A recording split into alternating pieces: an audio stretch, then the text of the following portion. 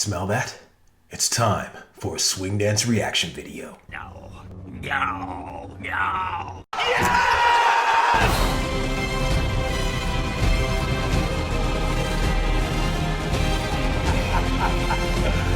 Woo! We've got a new video. This is gonna be a good one, folks. I had to get my chicharrones and my La Croix knockoff called Bubbly. Welcome to Street Smart Swing, folks. My name is Jamin Jackson, also known as the Galactic Swing Dance Umpire, and I am excited to watch another Jack and Jill competition. This Jack and Jill competition is from an event called the Snowball. This is an event that takes place in Sweden during the winter time. Like, how do people even get there, right? They can take sled and ski down there. It's crazy. I can't imagine how cold it is at this event. But it looks like Snowball has a lot of people, and the level of this event is called Invitational. Lindy Hop Invitational Fast. So I am assuming this might actually have some choreography to it. It also may have some improvisation. I really don't know the format, so I'm going to take it all in. And of course, I'm going to explain to you guys how I actually judge for this kind of level of dancer, because typically invitational means that they are either really, really good dancers, they've been around for a long time, or it just could be like people who appreciate a certain dancer for what they've contributed to the dance form over the years and want them to be in this particular competition level. So you get a wide range of like dance levels and styles. So it doesn't necessarily mean that every dancer in this category is like the greatest dancer you've ever seen. That's why you got to watch it, because you just don't know what you're going to miss. It could be that greatest dancer you've ever seen. So I'm excited. I'm stoked. Let me crack open my bubbly and let's get into it. And here we go. And we are live. Uh-oh, I see some familiar faces. This is going to be a battle.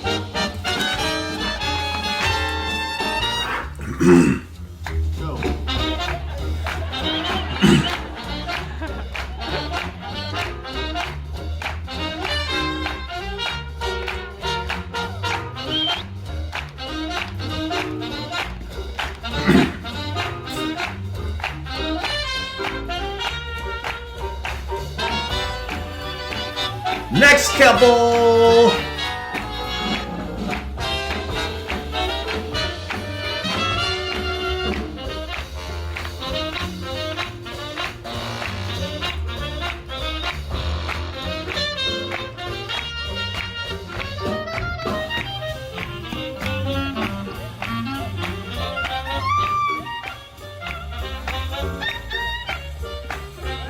Third couple.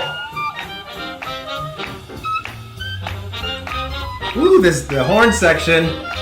They have my attention.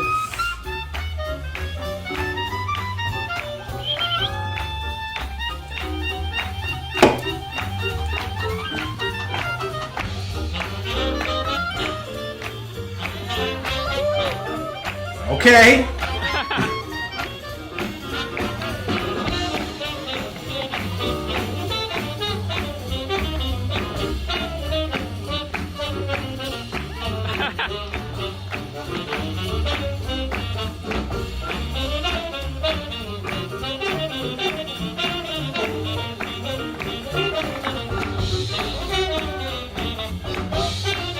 All right.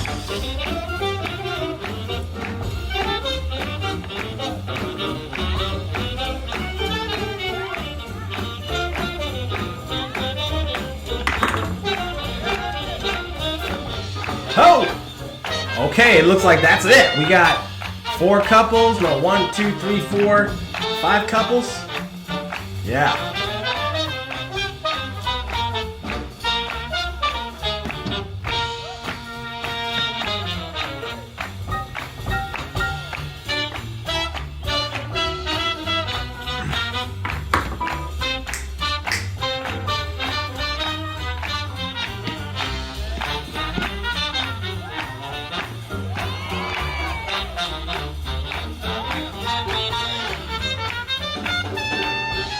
All right, here we go. This is round, for me, this is the critical round.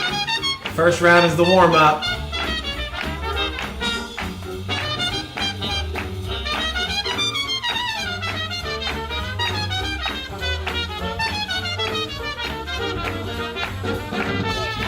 All right.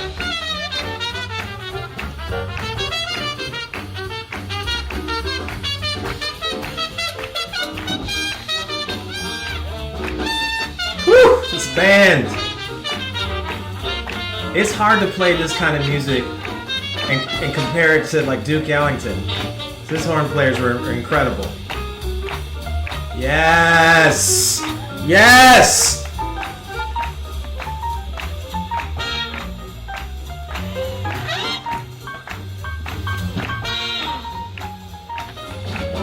Yes! That's what I'm talking about.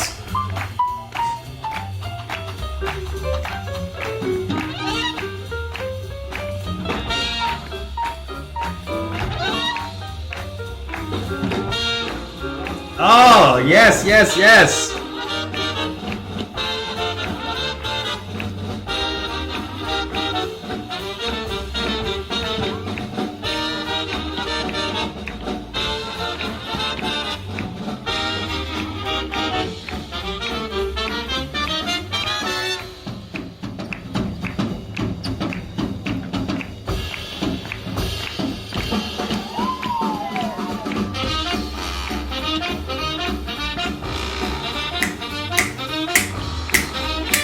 Yes!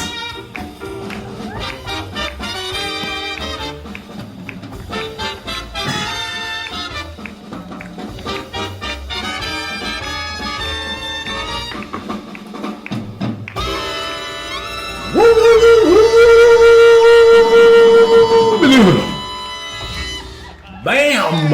Bam! That was fun! That was fun.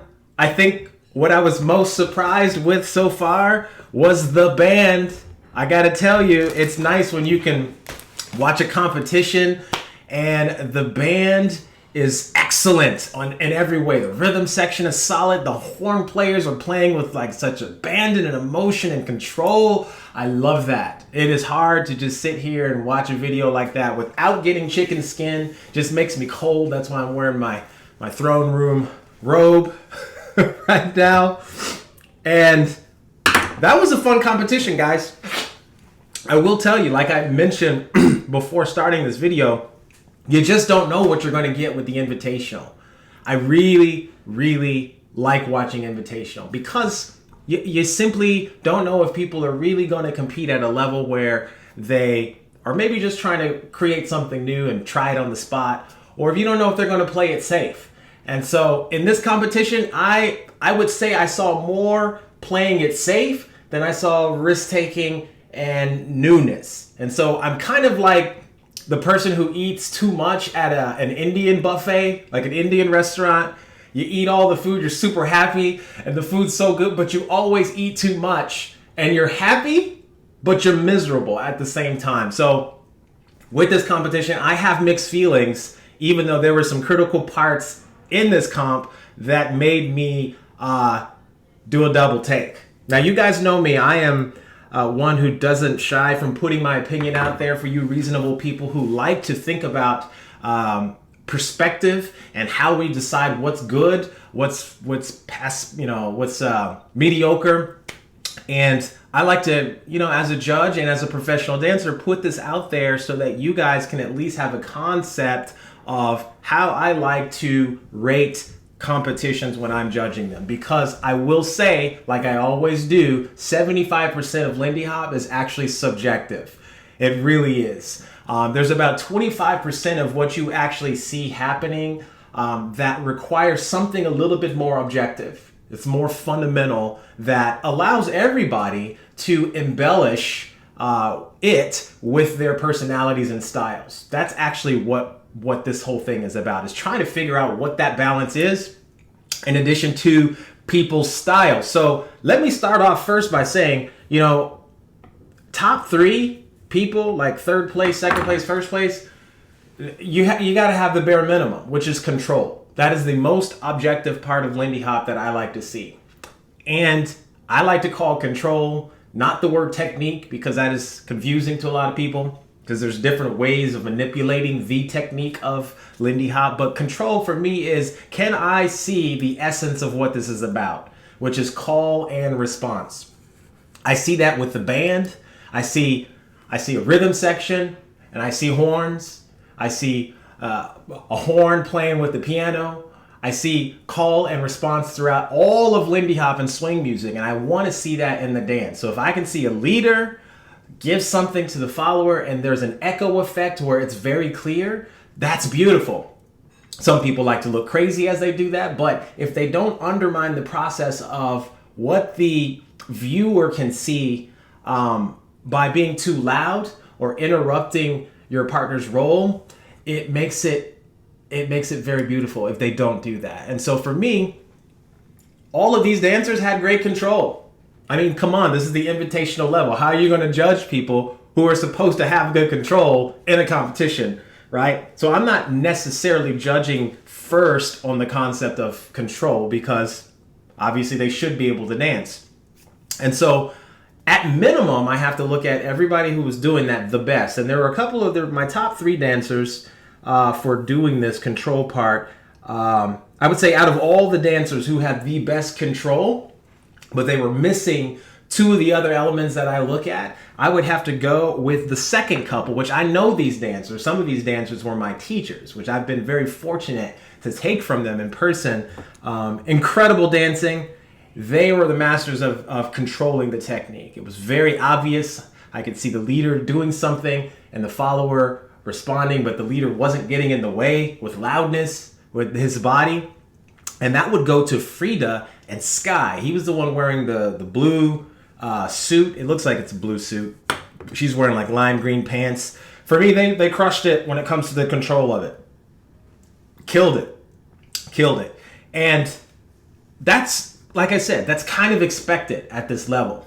And I don't expect anything less than that at this particular level. So for me, I have them in 3rd place primarily for the control part. Now, the difference between 3rd and 2nd place for me is a little different, because there are some other subjective things that I like to look at, like the concept of timing. People will say, well, what timing do you mean, Jamin? They're dancing to swing music. You can emphasize anything you want within the swing music. Well, yeah, you can. But here's the reality. They're all dancing in the metronome. They're all dancing in swing time. So how can the viewer, like me, appreciate their movements in contrast to the music, right? So in swing time, a lot of the musical phrasing is in 8 counts. You have 4 8 counts, right? I'm speaking dancer perspective, not musician perspective, for you dancers out there and musicians who might get it twisted. I'm just saying, I usually count it in 4 8 counts. And that 4th 8 count is typically when the phrase is going to transition into another phrase, right? And that's when the drummer does something different. The soloist might go up a little higher. And when dancers show me that as a viewer, and I look at that, I can actually see the music.